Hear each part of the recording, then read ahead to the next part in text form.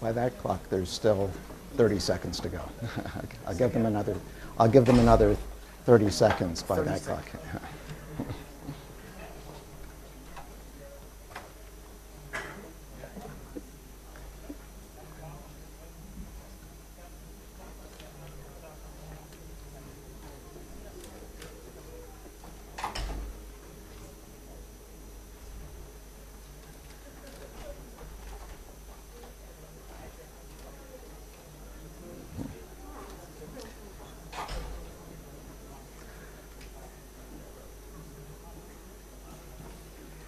Okay, why don't we start? This afternoon's session is going to be a complete change of pace. There'll be nothing about algorithms, nothing about stability per se, nothing at all about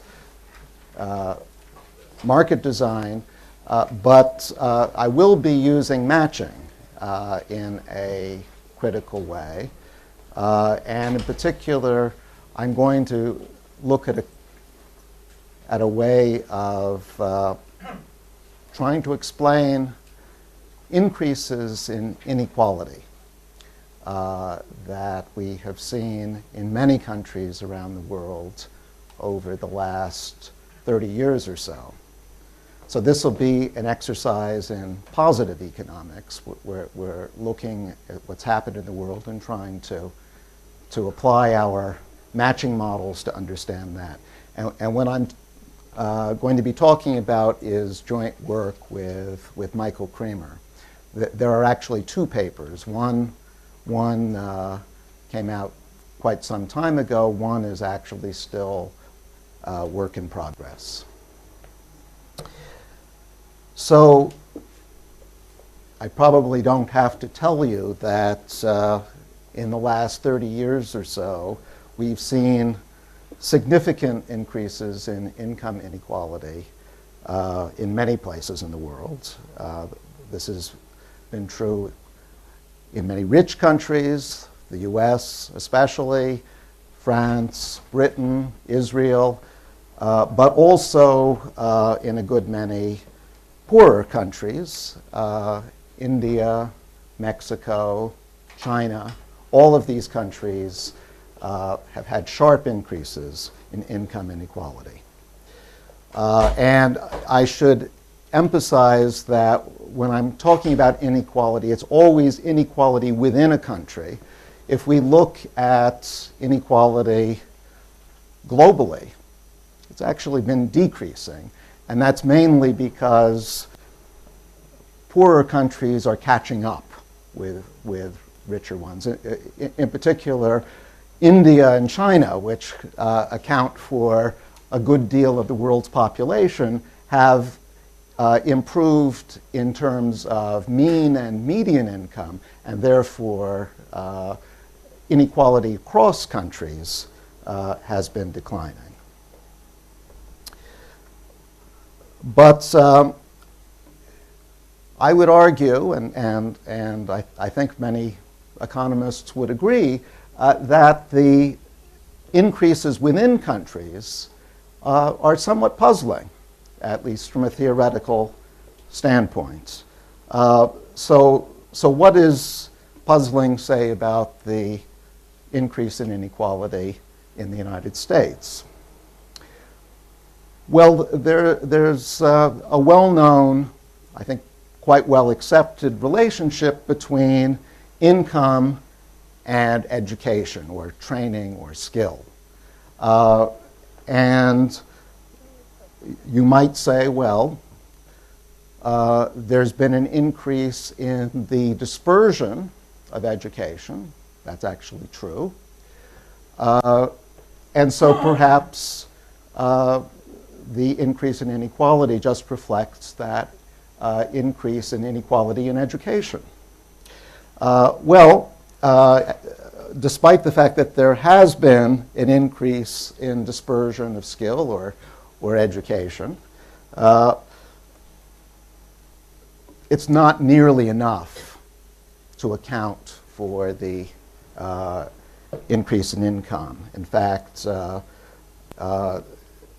labor economists have estimated that if you hold the wage as a function of skill constant, then you explain only about 20% of the increase in inequality over the period 1980 to 2000. Now, of course, the wage schedule is not fixed. And so one of the questions is why not? Well,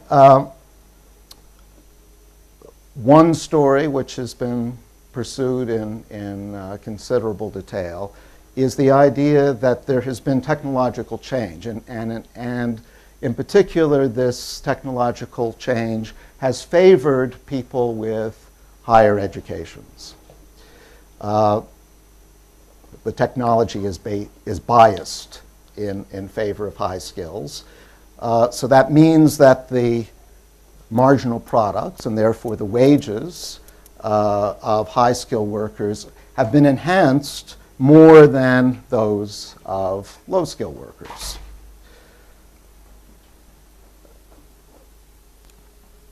Well, I'm not going to deny the possibility of this theory. But one of the problems that you encounter with it is that it's not so easy to measure technological change. And there are some difficult to observe variables in this model. And so there might be some advantages to a simpler theory in which everything is observable. And so that's what I'd like to propose, first of all, a theory in which matching accounts for the change in income inequality, a different matching pattern. So as you'll see, firms in this model are matchmakers. They have different positions which they need to fill with workers, and so they match workers together to produce outputs. And we'll see that as the median and the dispersion of skill increase, the pattern of matching within firms and across firms changes. And it changes in a way that even if there's only a small change to the skill distribution, that will be magnified into a rather large change in the income distribution.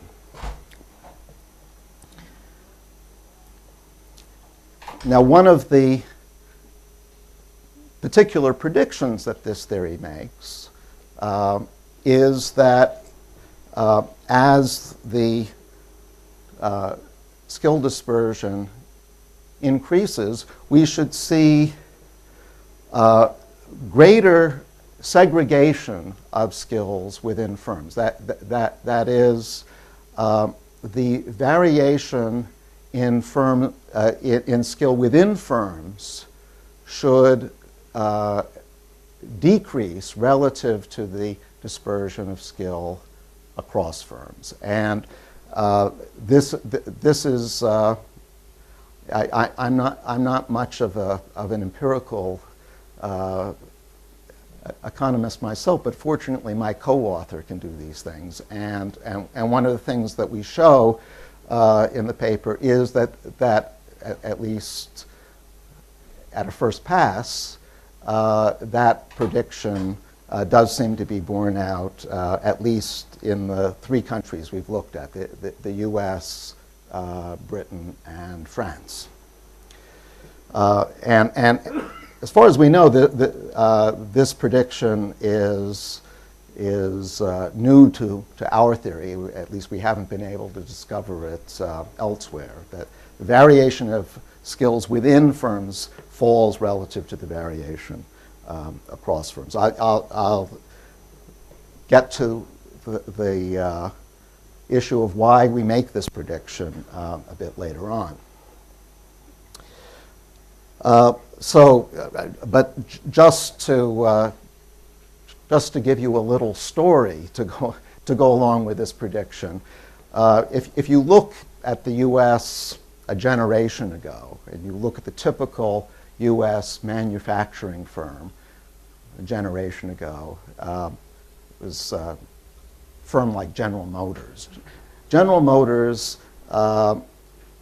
was a firm that very much mixed employees of different skills. They had high skilled workers, the engineers. They had relatively low skilled workers, the assembly line workers. They were all together in this one company.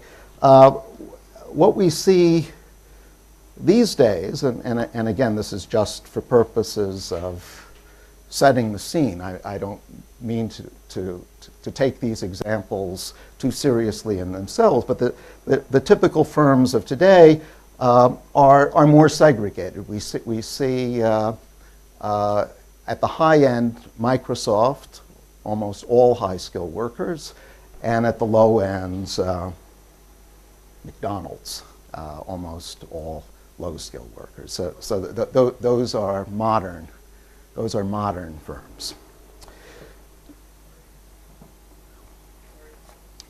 Yeah. You see, McDonald's was around a generation ago, and the General Motors haven't disappeared either. Right, but if you look at, if you average over the economy, and this will be an averaging out process, the relative importance of General Motors has declined, and the relative importance of Microsoft and McDonald's have increased. So it's not that we've seen we're not seeing new companies or the disappearance of old companies, but a rebalancing of their relative importance.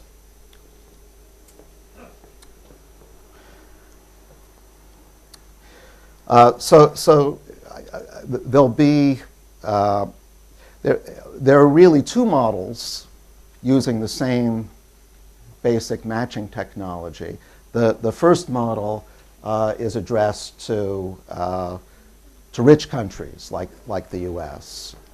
And to this greater relative segregation of skill within firms. Now the second model is directed toward countries like Mexico. Mexico actually recently has seen a fall in income inequality, but that's quite recent, and over a long period of time, starting in the mid-'80s, it experienced very sharp increases in inequality, which followed a period of liberalized trade. So Mexico joined GATT, the trade and tariff, the General Agreement on Trades and Tariffs in 1985. It then joined NAFTA, the North American Free Trade Agreement, about 10 years later. In both cases, this led to sharp decreases in tariffs and very large increases in foreign investments in Mexico. But it also led, and it led to it certainly led to an increase in average income or median income in Mexico, but it also led to a sharp increase in inequality. White-collar wages by the end of the 1990s had risen by about 16% relative to 15 years before. Blue-collar wages had actually fallen. So it's been argued, and this is not our work. This is work from the international economics literature, that globalization aggravated inequality in Mexico, and the same story holds for China, India, and this is a bit of a puzzle because it seems to contradict the theory of comparative advantage, the Heckscher-Ohlin theory, which up until this recent era did a pretty good job, at least according to international economists, of explaining the consequences of trade liberalization. So why does this increase in inequality contradict Heckscher-Ohlin? Mexico has a comparative advantage in low-skill labor. So before trade is liberalized in autarky, it will be the high-skill labor that's in short supply. So high-skill labor will do very well. Low-skill labor, not so well. And once we open up the door to trade, we should expect some tendency for factor prices to equalize across countries. Even if we don't get factor price equalization, we will see Mexico specializing more in goods which favor its abundant factor, which is low-skill labor. So there will be a greater demand for low-skill labor, less demand for high-skill labor. We will see low-skill wages rise, high-skill wages, if not fall, at least fall relative to those of low-skill workers. And in other words, we should see, according to the standard theory, a fall in inequality. That's not what happens, just the opposite. So the second model I'll be showing you is intended to deal with trade liberalization. It's an alternative to Heckscher-Ohlin. But before I get to that, let me go back to the U.S. And let me show you the model. The model is very, very simple, as you will see. Simplistic, you might say. It's a one-good economy. So there's we don't have to worry about prices of goods at all. The only prices of consequences will be the prices of labor. And this good is produced by lots and lots of firms. Labor is the only inputs. And labor comes in 3 different skill levels. It's important that there be at least 3 skills. More than 3 skills is fine. But I'll stick with 3 today. They're low, medium, and high. And for now, we'll talk about the skill distribution as being exogenous. At the very end, I might say a few words about what if you could choose policies that influence the skill distribution, but right now it's exogenous. So there's a proportion of workers of each of these 3 skill levels. All firms have exactly the same technology, production process. A firm consists of 2 tasks. There's a managerial task, well, I'll call it a managerial task, which is relatively sensitive to skill, and another task, the subordinate task, which is less sensitive to skill. And to fix ideas, let me assume a particular form for the for the technology. It's QS QM squared. So QS is the skill of the worker who occupies the subordinate position, and QM is the skill of the worker who has the managerial position. And the fact that QM is squared, that the particular exponent doesn't matter. What is important is that this factor be more sensitive to skill than this one.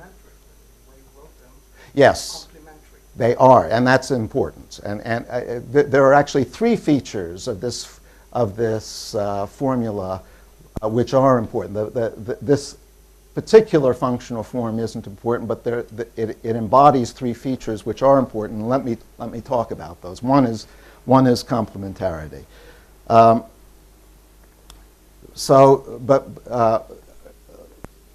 The first critical feature is that workers of different skills are imperfect substitutes. I'll explain what I mean by that.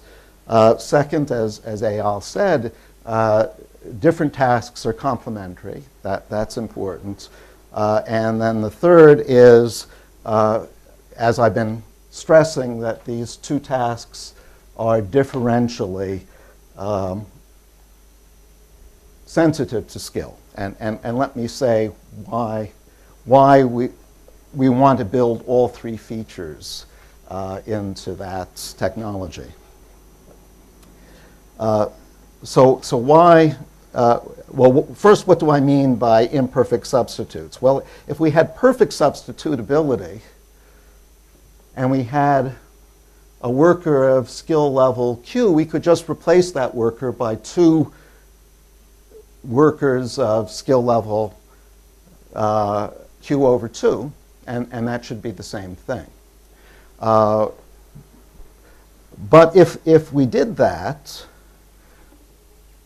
we couldn't make any prediction about skill levels in a firm because the skill levels would be arbitrary. It wouldn't make any difference whether we had one Q worker or two Q halves workers.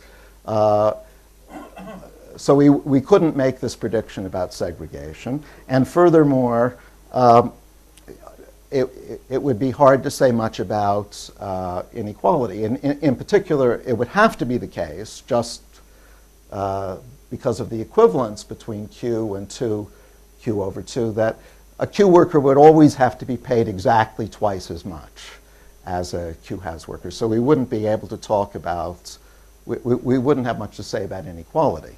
So to be able to make those predictions, we want imperfect substitutability, which doesn't seem to us to be an unreasonable assumption, but that's the justification for it. Now, complementarity. Why do we want that? Well, suppose that instead we had a production function that looked like that. It was the sum of the skills of the workers in the two tasks. Well, then we could optimize on the choice of our subordinate worker without paying attention to which skill was chosen for the managerial task. In other words, the optimal choice of QS would be independent of QM, and so we wouldn't be able to make any predictions about changing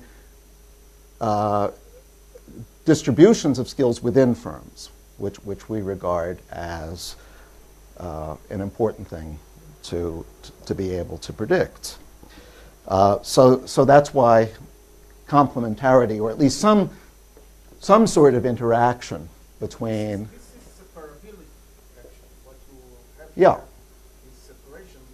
You could have. Not complement. That's right. You could have substitutability.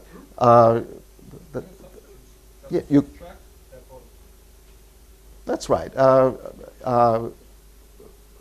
Now, again, I think there is good empirical evidence for believing that different tasks are complementary in the same way that we normally assume that labor and capital, which I've left out, are complementary. But I'm just giving you the reason for not assuming separability. And then finally, why do we want different tasks to be differentially sensitive to skill? Well, suppose that they weren't. That is, suppose that QS and QM enter the production function symmetrically. Then, if you'll remember the discussion from my lecture yesterday, we would expect complete assortative matching. In other words, we would want, in equilibrium, we would want QS to equal QM. In fact, it would have to equal QM in competitive equilibrium. In other words, we would have no variation of skill within firms, and therefore, again, our goal of talking about changes in skill patterns within firms would be defeated. So the fact that we have this differential sensitivity gives us some degree of assortative matching. That is, if QM is very high, we're not going to want QS to be very low, because that would be a waste. Sorry, I should be pointing to this function. If QM is very high, we don't want QS to be very low. That would be a waste of a very high skill manager. So we will see some relation in equilibrium between QS and QM. Actually, that will be the whole point of the model. But we will also see in equilibrium that QM is always going to be, this should be greater than or equal to. QM will be greater than or equal to QS, and in general, we'll have a strict inequality because this is the task where skill really matters.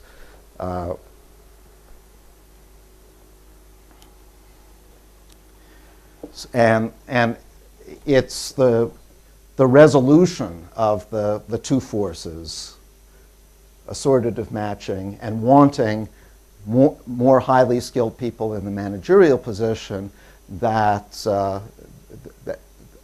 equilibrium will give rise to. Equilibrium will balance those two forces.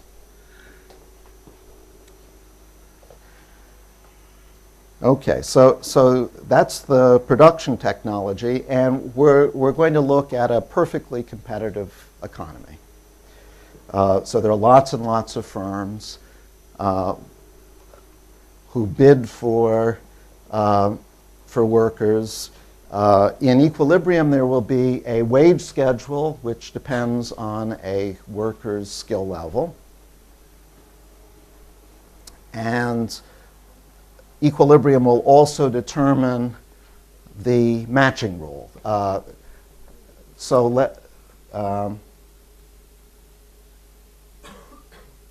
let's pi of q, there should be a star on this pi. I don't know why that's missing.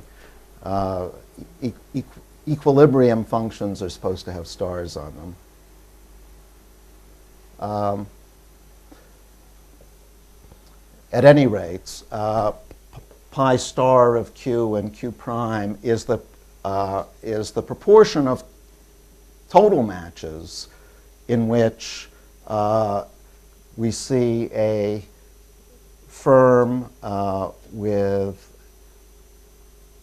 a subordinate worker of skill level q and a managerial worker of skill level q prime. The firms have one manager and one worker? Yeah, they're small firms. No, but more concerned with it's one manager and one. Yeah, right. All right. Yeah, it's. I told you it was a simplistic model. I was thinking control. The span of. The span of. Yeah, no, that's not variable. a variable here. That's an interesting issue too, but not one that we look at. So because there's one good, and because this is a perfectly competitive equilibrium without any externalities, we know that matches will occur, equilibrium matches will occur in a way that maximizes total output. Equilibrium is efficient. Your wage depends on your level of skill, obviously, but it doesn't depend whether you're hired as a manager or... That's right. The labor market is as competitive as things get. No matter where you go, you're going to get the same wage given your skill. That, of course, we know to be false, but that violation is relatively minor given the relative to the predictions we're making.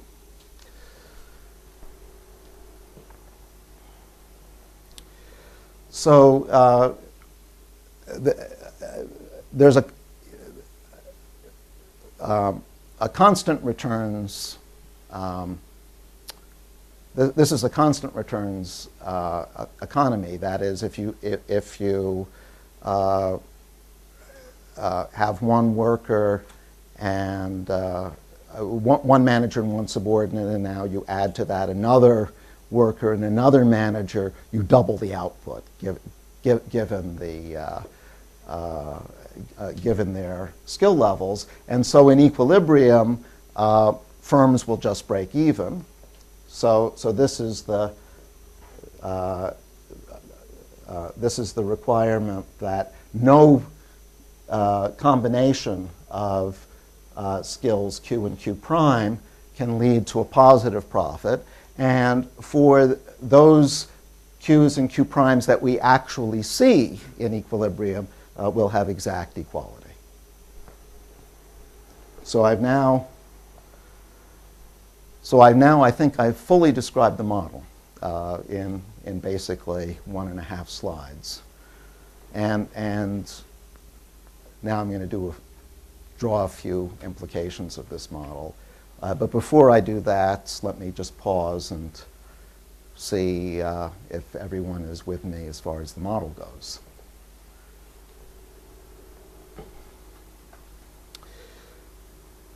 Okay, so I want to look at two comparative statics exercises. I want to first look at what happens if we have a given skill distribution with fairly low dispersion, and we increase the median of that distribution. So we'll look at equilibrium before the increase of the median and after the median and compare them. And then the second exercise is to do the same thing, but starting from relatively high dispersion of skills, and that will turn out to make a difference.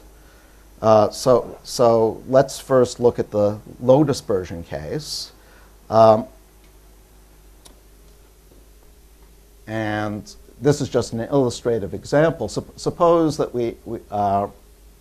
that the population of workers is equally divided into our 3 skill levels. So each has proportion 1/3. Then you can show, and I'll show you a little bit about how you derive this conclusion.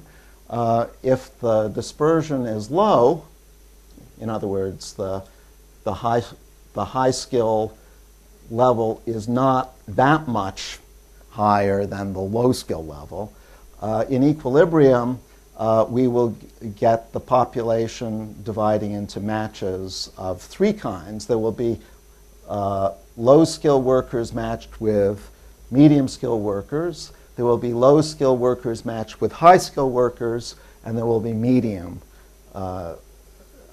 skilled workers matched with high-skilled workers. And each of the proportions will be 1/3.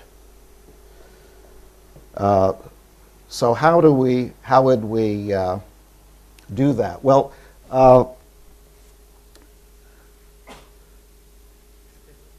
the problem, I wanted to do something on the blackboard, but I'm always worried that half of the audience isn't going to be able to see it. So.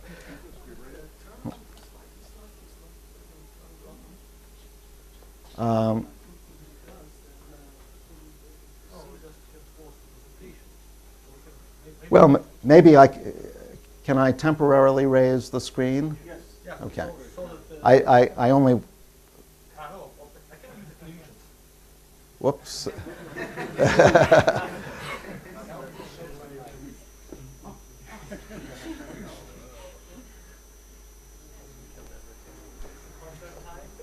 Well,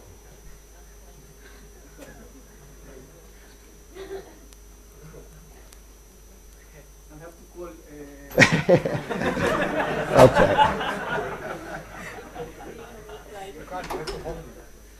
Yeah. Can I ask a question before we Yes, okay. Are you excluding the possibility of the same workers, same level skill workers are matched within a firm, or is it the equilibrium vision that like medium skilled workers with medium skilled workers? That's a conclusion of equilibrium. So given the proportions that I've posited, 1/3, 1/3, 1/3, and low dispersion, we will never see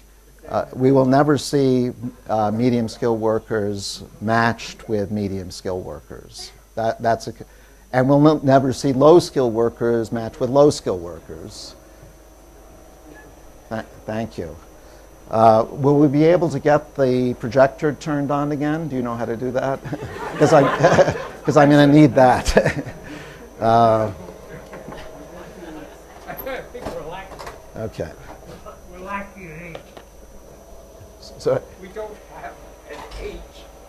that's right. Right. I know I'm not an H. Okay. So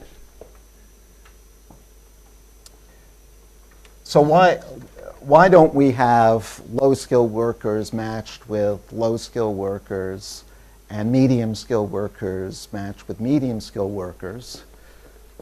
Because if we did,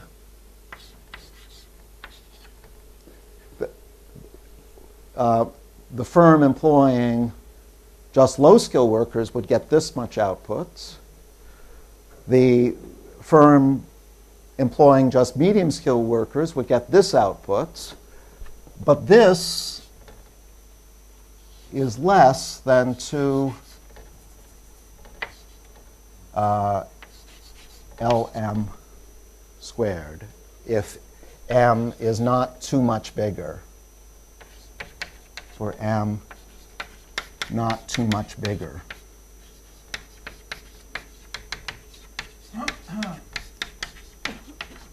Than L. You can verify that. But we know that competitive equilibrium always chooses a matching arrangement to maximize total output. Total output is bigger in this configuration than in this configuration. So in equilibrium, we won't get firms which just consist of low-skilled workers. We won't get firms that just consist of medium-skilled workers. We'll get some of these people instead. And if we need the projector on. We have somebody. Oh, okay. So now I could. I'm all ready to go back to the projector. Sorry.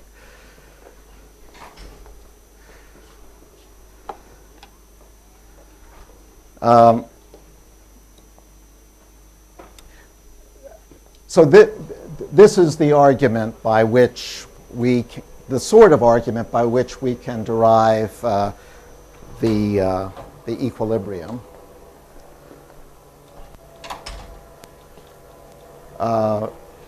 Where, as I say again, we'll have low-skilled workers matched with medium-skilled workers, low-skilled workers matched with high-skilled workers, and medium-skilled workers matched with high-skilled workers. In other words, with low dispersion, the second force that I talked about, there's an assortative force pushing firms to have workers of equal skill, but then there's the differential sensitivity to skill. With low dispersion, it's the second force which dominates because there's not enough latitude to get as much dispersion as we might want to have. So why am I interested in predicting exactly what the proportions of matches within firms are? Because now we can predict what the wages are going to be. We know that in equilibrium. We know that in equilibrium, the firms that are actually operating are just breaking even. So there's the firm that combines low and medium skilled worker. This is its output, and these are the wages that it pays. Similarly, for the firm that combines low and high skill workers, medium and high skill workers. So we have three equations in three unknowns. We can solve for the equilibrium wage distribution, and here it is. And now we can say something about what happens when we raise the median wage, the median skill, which is what happens. This is what has been happening in countries around the world. Well, This is raising the median skill, but not raising the high skills. This is raising the median skill only. right. So it turns out that in this model, it's raising the median skill that is going to have the impact on the wage distribution, or I should say the big impact. Of course, raising any skill is going to have some impact, but it's the median skill in particular. But if the dispersion is low, what raising the median skill does is to raise the low skill wage and reduce the high skill wage. So for a low dispersion economy, raising the average skill actually reduces income inequality. And intuitively, this is a general proposition, not just true for the particular numbers that I picked. And the intuitive reason is pretty straightforward. It's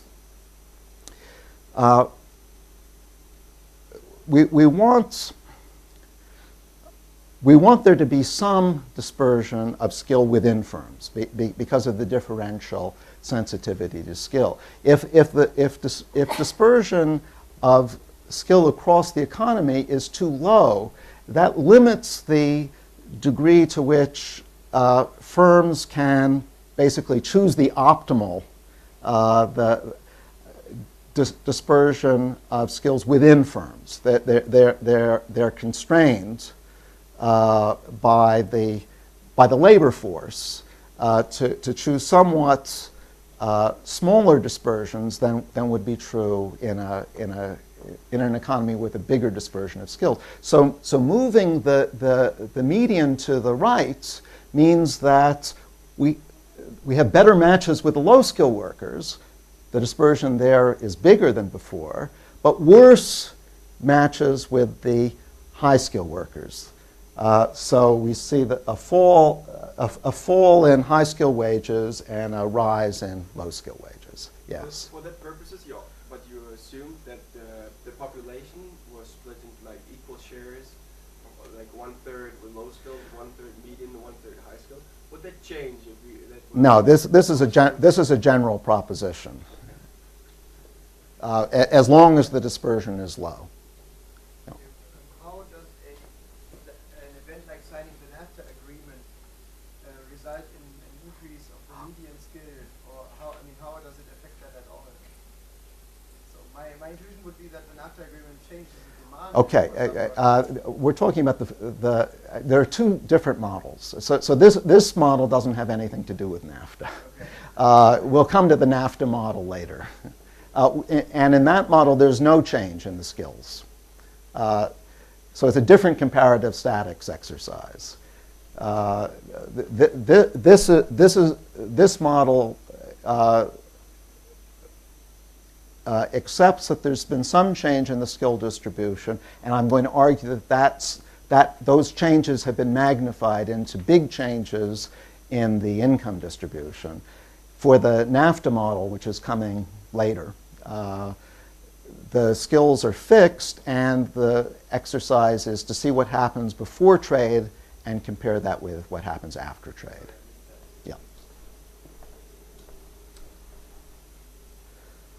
So here's the first proposition, which is just what I said, that with a low dispersion, you actually get a decrease in inequality. This is not the proposition I'm really interested in. I'm interested in what happens when there's a fairly big dispersion of skill, but we should see both cases. Yeah. So in this case, are you reducing the variance of Reducing the no, I'm keeping the dispersion fixed. but if you only change the number of the n, you're actually changing the variance of the Oh, yeah, okay. Yes, there'll be some change in the variance. So it turns out that again for this wage magnifying effect that I'm interested in, the fact that small changes in the skill distribution lead to big changes in the income distribution, it's the median that plays the big role. You can have either small increases or small decreases in the variance, and that won't matter very much. But moving the median will matter a lot for the reason the intuitive reason I was saying before, that by moving the median to the right, you get better matches toward the bottom and worse matches toward the top.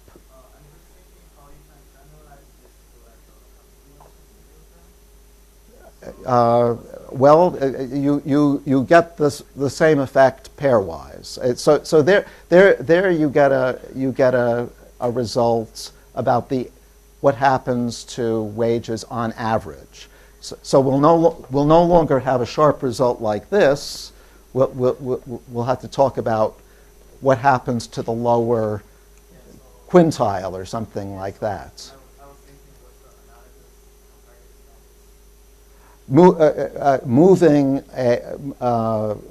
Looking at a first order stochastically dominating shift so we move weight more toward the right, starting from low dispersion. I'm not sure if I missed something, but from these two equations, it seems like the first derivative of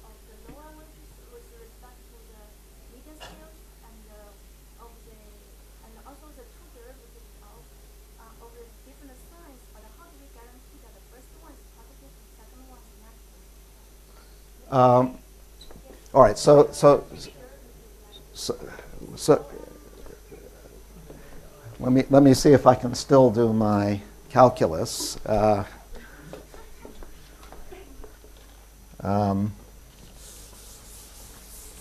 So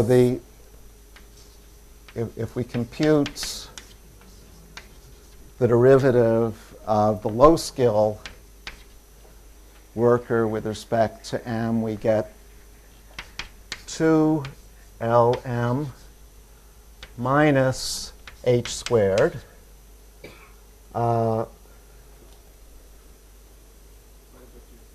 divided by 2.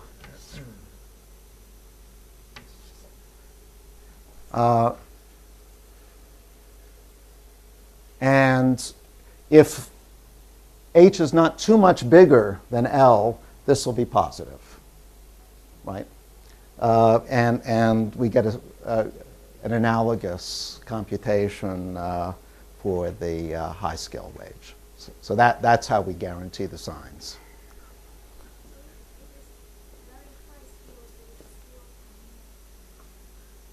Sorry? I mean, if H is very low, like very high level skill. Right. So even that for this 3-point distribution, there's a limit to how high skill can be. If we're looking at a continuum, then this would no longer be literally. Yes. Right. But if we had a continuum of skill, say going all the way to infinity, then we would have to make a statement about the upper quartile or something like that. Of course, for a very high skill, this might no longer be true, but for averaging over a lot of high skills, assuming that the overall dispersion is low, this will still hold. Based on the same argument, same comparative statistics, we can say that increasing higher skill will increase the inequality in wages in your equation. So can you say that that is what is happened in Mexico, or? For Mexico, I'm interested in looking at the second model. So this is a rich country story. But my question is why you just taking a derivative of middle skill increases. So is there any evidence that we observe? It's certainly the case that in all the rich countries I've talked about, the median skill has increased. Rather And than high skill? High skill have increased too, but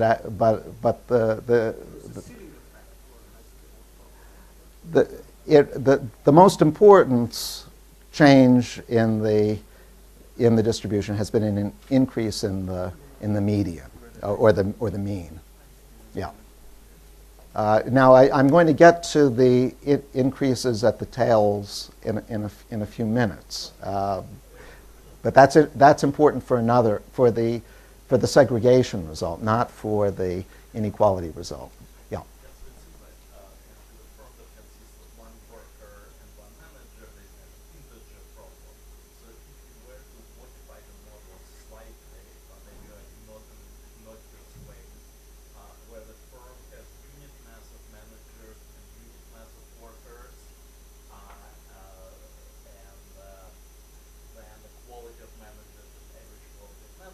Yeah.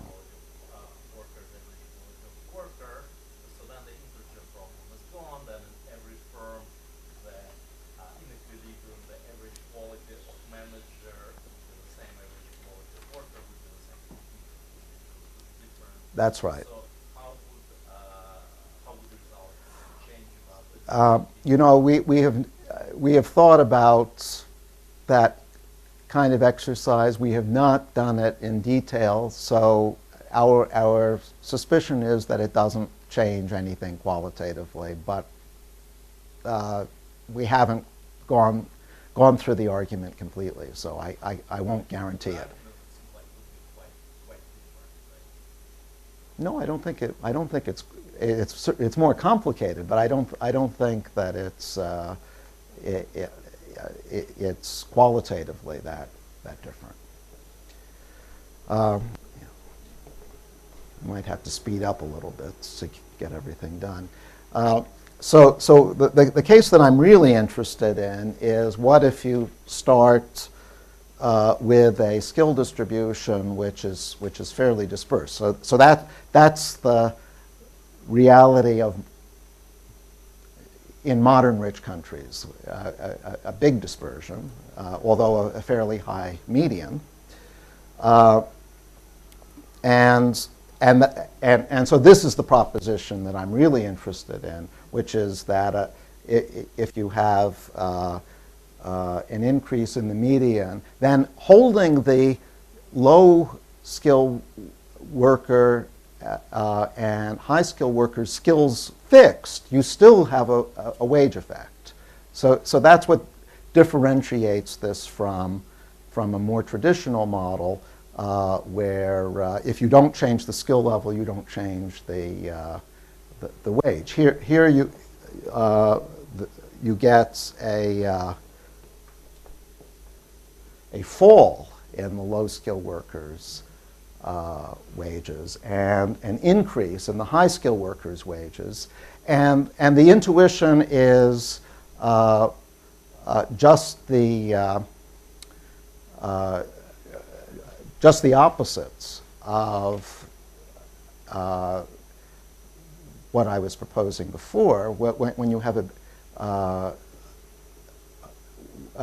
a lot of dispersion, then it's hard to get the optimal mix. In equilibrium, you're forced to have a bit too much dispersion within firms.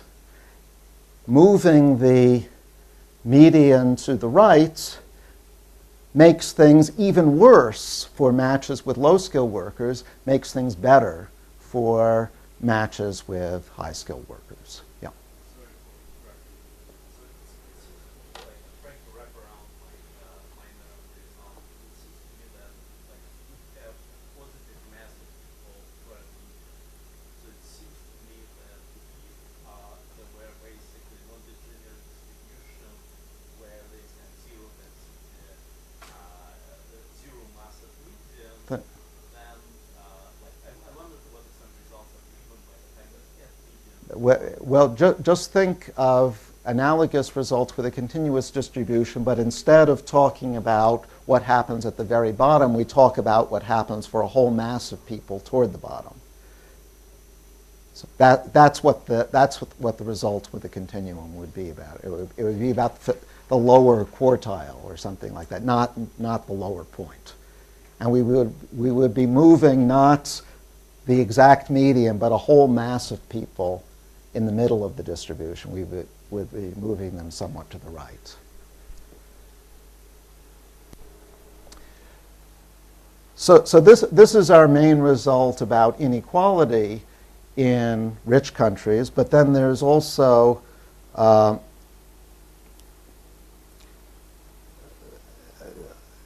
prediction that I mentioned about segregation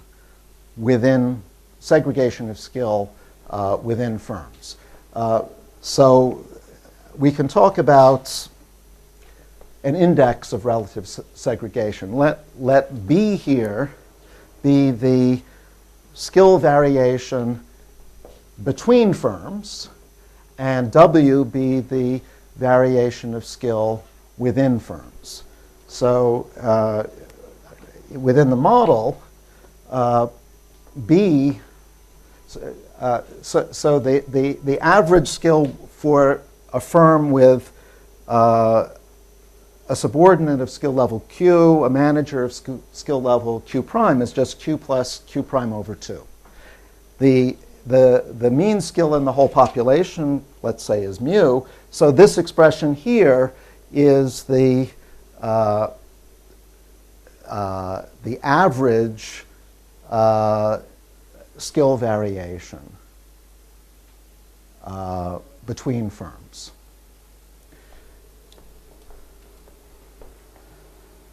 What about skill variation within a firm? Well, within a firm, we're comparing, say, the skill of the low-skill worker with the mean of that firm. So this is the skill variation within the firm, and we just average that, the square of that, over the whole population. That's skill variation within firms. And now we have our, actually this should be proposition 3. If we start from a relatively big dispersion of skills, and we increase that dispersion, say in a mean preserving way. Of course, it's not, in reality, it's not mean preserving because we're also increasing the mean and the median, but that effect isn't important for this exercise, the segregation exercise. If we increase the dispersion, then we increase the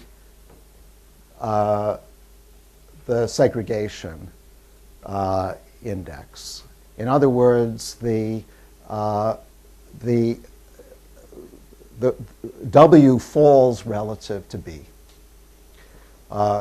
And that's the empirical prediction, which is new, we think, to this paper. And the reason for that is pretty straightforward. The reason for this proposition is pretty straightforward too. If you remember, I talked about there being this optimal amount of dispersion within firms. If you increase the overall dispersion, the optimal dispersion relative to the overall dispersion falls. Or put another way, rho increases. So it's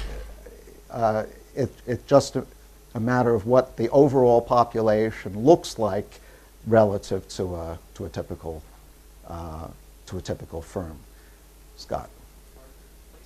Skill dispersion low enough and exogenous shocks to distribution that you actually see the index flip? We haven't done that historical exercise. We've only looked at 3 countries, the US, Britain, and France, in the last 30 years, basically. They all had big dispersions 30 years ago. They still do. Even they're somewhat bigger, but not that much bigger. So I don't know. Yeah.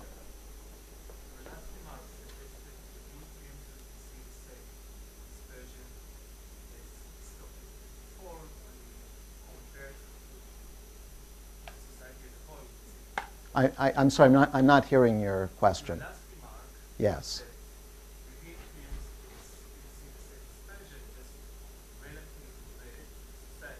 Yeah. Yeah. Yeah.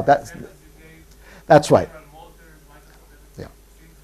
Yeah. Yeah. So what I said a few minutes ago was not exactly true because.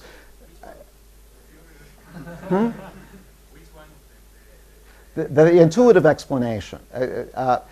Both intuitive explanations have an element of truth to them, but they're both somewhat misleading. So a moment ago when I was talking about this proposition, I was taking the dispersion within a firm as given, and just talking about how the economy-wide dispersion changes. That's a little bit misleading because, of course, the dispersion within the firm changes too, and it actually gets lower. at the tails. It gets lower at the tails.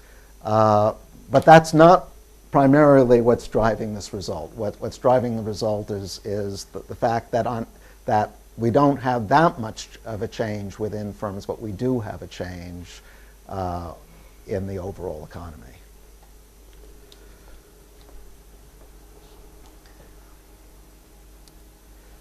Okay. Yeah, if there were time, I would take you through an illustrative example, but I think I've at least, with somewhat false intuition, given you an idea of why the proposition is true. So let me now turn to the second model, which is a model of globalization. So you might ask, what is the effect of globalization on a country like the United States? Of course, there has been an effect, but a much smaller effect than on a country like Mexico or China. In the U.S., I think imports are something on the order of 12 or 13% of GDP. Exports are on the order of 12 or 13% of GDP, whereas in Mexico, it's over a third of the economy. So globalization really matters in Mexico in a way that it matters, but not nearly as much in the U.S. So as I said, the puzzle from the standpoint of traditional comparative advantage theory is that Mexico has a comparative advantage in low-skill labor, yet trade, contrary to Heckscher-Ohlin, contrary to Stolper-Samuelson, actually increased the gap between high and low-skill workers. So here's our resolution. Let's think of globalization now as the internationalization of production. So we go from having local labor markets to having global labor markets.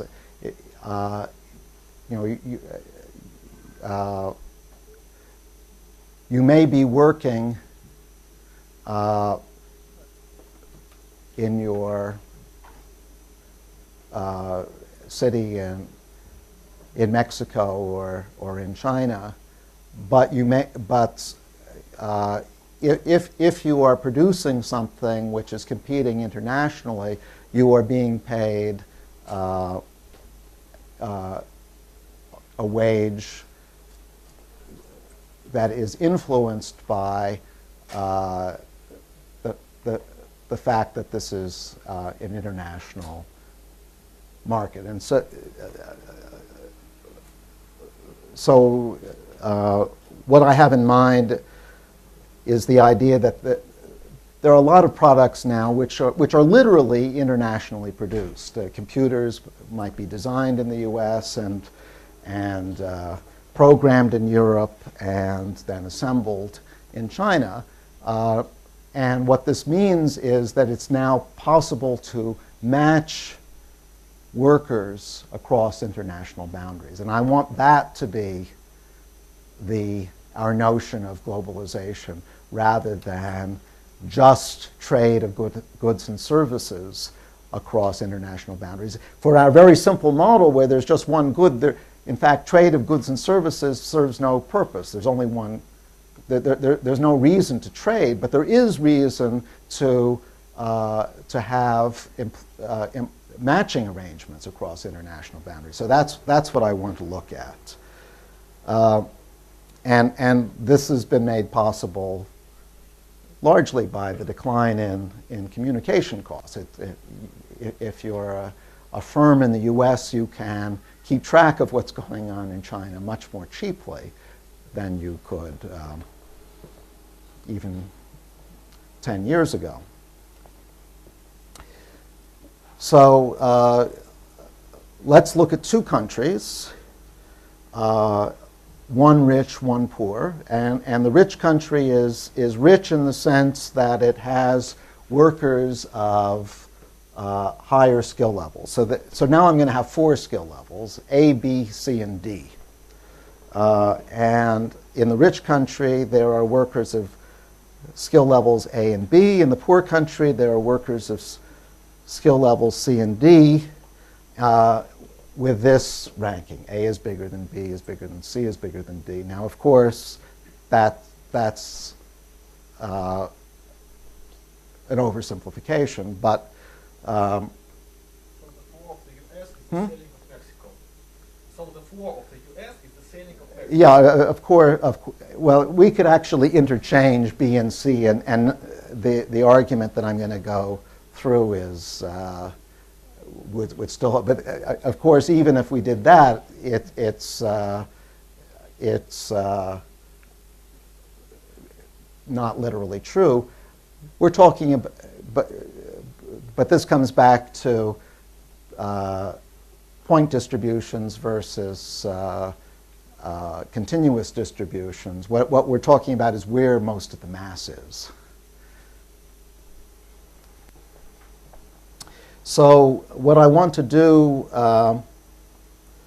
is now compare the situation before and after it becomes possible to match workers across different countries.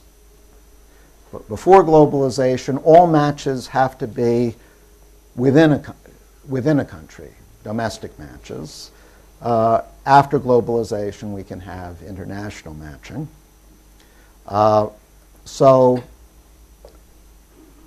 Here's the final proposition. If the D workers are sufficiently poor in quality, then and this is the specific formula that has to hold for the 4-point distribution. There's a generalization for a continuum. Then globalization will increase inequality in the poor country. And there's again a very straightforward reason for that.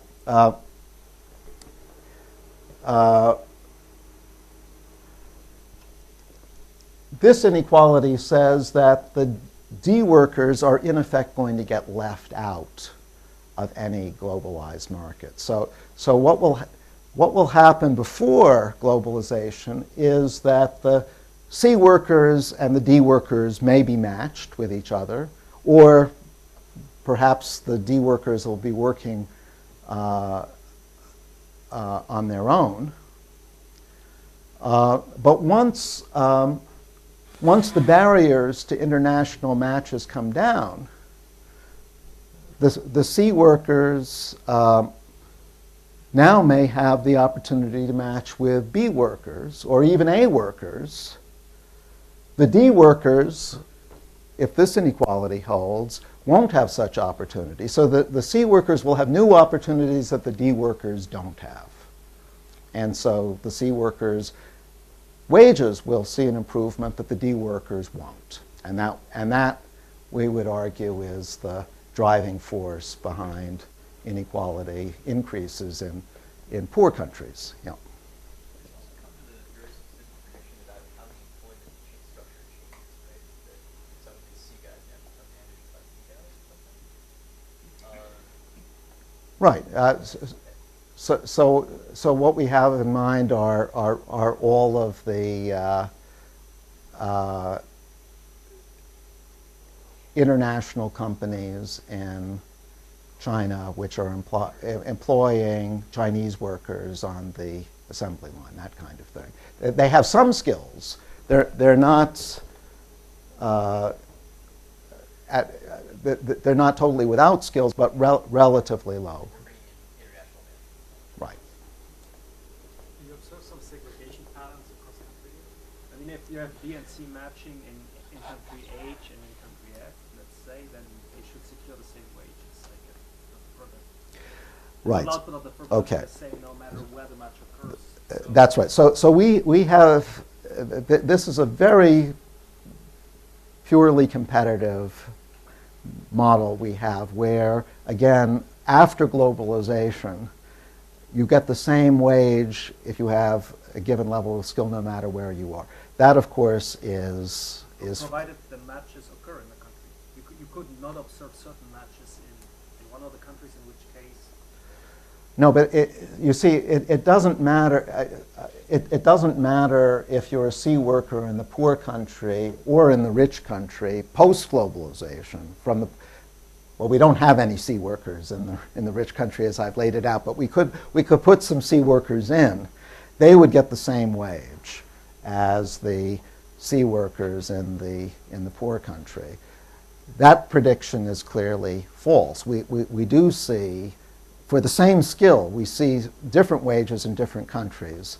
But we would argue that relative to the changes that we're interested in, inequality in particular, that imperfection in the labor market is second order. No, but what I wanted to say is that if you don't observe certain matches in one country, but in the other country you still have a difference. But in a globalized labor market, the matches are determined. So post-globalization, to maximize total output Some of the in the whole world, yeah. So now it doesn't really matter where you live.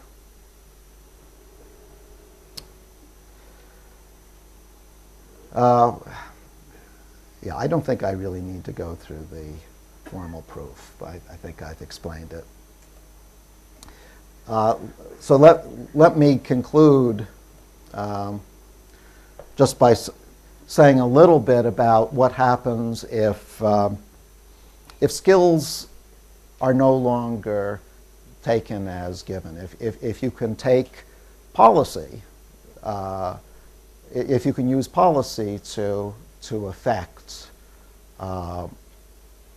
the distribution of skill, and I'm interested in doing that for the poor country. So what if at a cost we could increase somebody's skill level? Well, the question is who is going to incur that cost? If we increase the D workers' skill, now they're going to have international matching opportunities too. That's going to have a multiplying effect on their wage.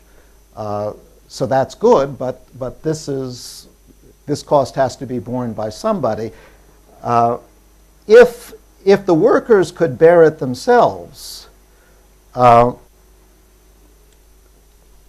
then we would have an efficient distribution because they're getting the gain, so they should be incurring the cost. The problem is that D workers can't afford to incur the cost of the true cost of education or skill improvement themselves. So someone is going to have to do it on their behalf. And the problem is that firms aren't going to do it because if I'm a D worker and you give me some training, the investment you're making in me is going to be wiped out by the higher wage you have to pay me. Remember, it's a perfectly competitive. Paying a lower wage during the apprenticeship stage. If you could bind workers to firms, then yes, firms would be willing to do it. The assumption here is that once you've trained someone, they're free to go someplace else. No, but the firm's got the benefit of their wage. They're already compensated because they've saved Yeah, disappear. So the firm, the but firm they, is not but they have to hold on to the worker long enough. no, no. What, No, the discounted value of the post-training wage is absorbed by the worker in the early stages. Like for so you're paying the guy a low wage even though he's high skilled. But- they're paying below it. But you have to, He's low skilled, but you have to they're paying bind, but you less. have to bind the worker to the firm long enough so that there's a differential between his true, between his market wage and what the firm is paying him. Well, I'm assuming training takes time too. Yeah, right. But if Well, he quits, the worker loses too. The worker quits before he loses also, because he's no longer gets the benefit of this Right. education. He's being paid in education rather than money.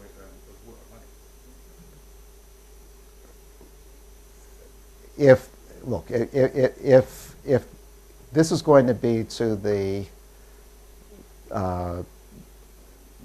firm's advantage, Yes, but they're The- getting the benefit. He's a D-level worker, he's a Yeah. D-level productivity, but they're paying him a wage There, even there, lower there, than there, there, yeah, but there's a timing problem, right? It Well, exactly the same rate. as soon as my education is higher than the wage you're paying me, I have an incentive to leave. That's right, but the firm's already been compensated. By exactly that point. The firm is getting the benefit of productivity. He's a D-level worker.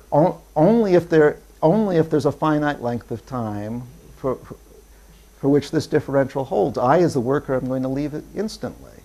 You're not. You're. Well, Okay. let's say it takes a year. Okay. And if this continues, you have to have the whole year. Well, there has to be that's already an imperfection. Well, you might be through introducing imperfections like that. I grant you're going to be able to get some investment, but probably, but not the optimal amount, not the amount that workers would make in themselves if they could afford to. And so that the point is that this is where third parties come in. This is the argument for investment in education and skill training by government or by international agencies.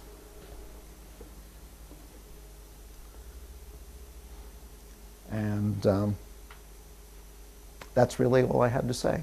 So thank you.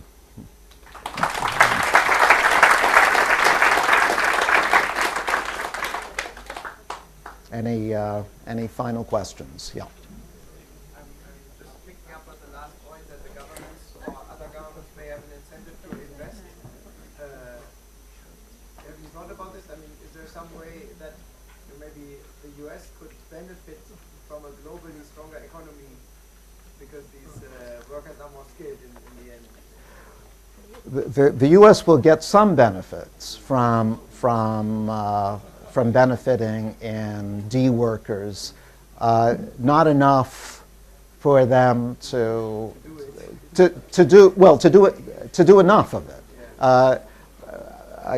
My discussion with Ken was, even if you got some investment by firms, it wouldn't be the level of investment that workers would make on their own behalf if they could afford to.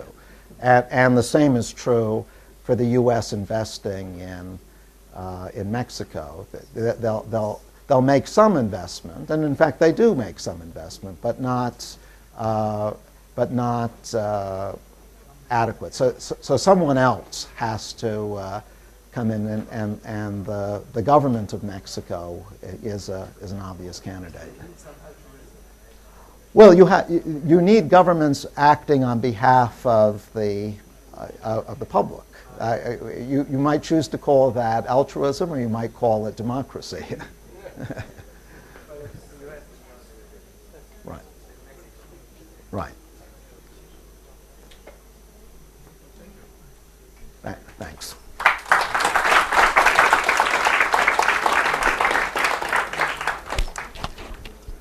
Aren't you, Avi Schmita is showing his meeting upstairs. So most of the actual the debate is that a lot of the increase in inequality is within skill, right? And that's the puzzle. So obviously this model cannot This model like cannot construction explain. cannot. But There is that too. But I was Yeah. trying to think if the logic of matching could help that. I don't know. Yeah, if you have imperfections. Sorry?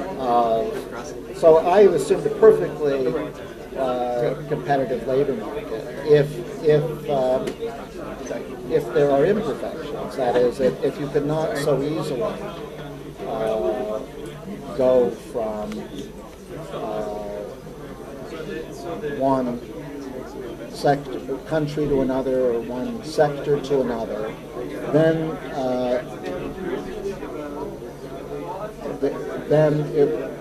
or one firm to another, then you can have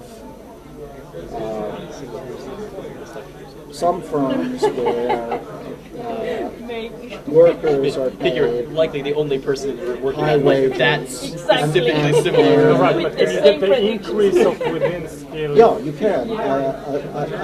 Across,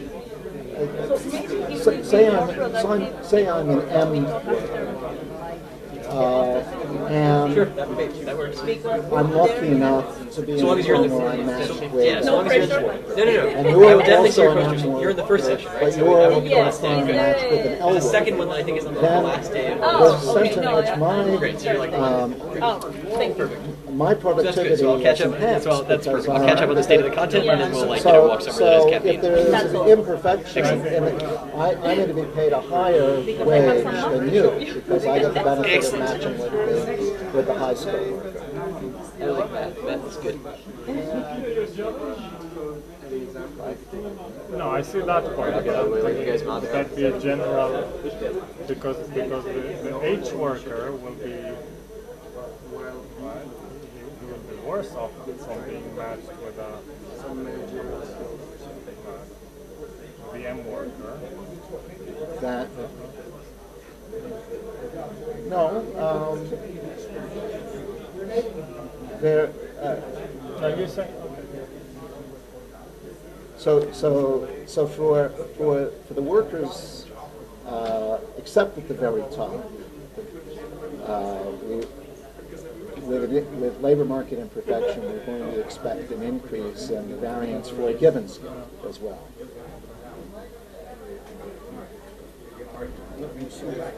Yeah. Oh, thank you. Yeah. Hi. Hi. So I have two questions. The first one is, you said that the wage does not depend on only depends on the skill of the worker, but not on the position that he takes. But then the positions have different productivities. So They do. how is that possible? Because the same skill is different, has different productivities in two different positions, right? That's right. But workers are free to work in any firm. There's competition, right? There's competition. Okay. Right. Okay. And the other is, can you give me an intuition why a supermodular function gets mixing of skills? Yeah. I can do the math, but I don't understand. The point is that putting say you have a high skill manager, Right. having a high skill subordinates.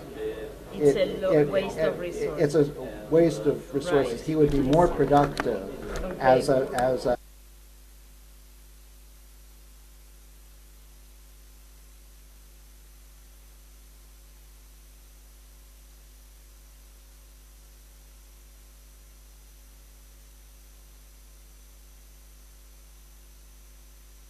It's a hierarchy and one